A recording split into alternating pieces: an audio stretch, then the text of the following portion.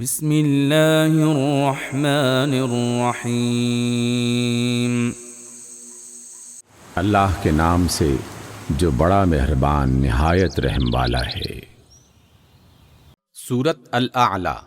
سبح اسم ربک الاعلی۔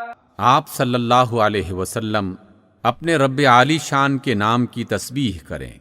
الذی خلق فسوی۔ جس نے انسان کو تخلیق کیا اور پھر اس کی اعضاء کو درست کیا۔ والذی قدر فہدی۔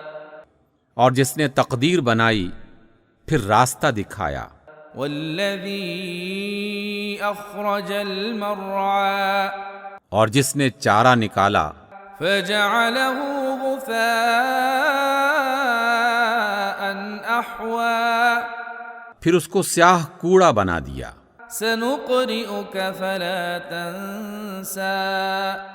اے نبی صلی اللہ علیہ وسلم، ہم آپ کو پڑھا دیں گے کہ آپ پھر نہیں بھولیں گے، الا ما شاء اللہ انہ یعلم الجہر وما یخفی۔ سوائے اس کے جو اللہ چاہے، وہ ظاہر کو بھی جانتا ہے اور جو کچھ پوشیدہ ہے اس کو بھی جانتا ہے۔ وَنُيَسِّرُكَ لِلْيُسْرَىٰ۔ اور ہم آپ کو آسان طریقے کی سہولت دیتے ہیں۔ فَذَكِّرْ إِن نَّفَعَتِ الذِّكْرَىٰ۔ اس لیے جہاں نصیحت کے فائدے کی امید ہو، آپ نصیحت کرتے رہیں۔ سَيَذَّكَّرُ مَن يَخْشَىٰ۔ جو شخص خوف رکھتا ہے وہ نصیحت قبول کر لے گا۔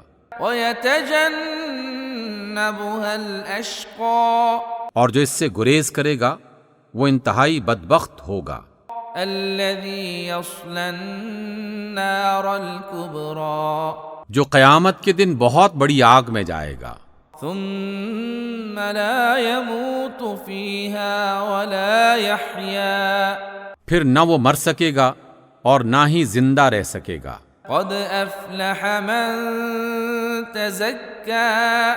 جس نے پاکیزگی اختیار کی وہ کامیاب ہو گیا۔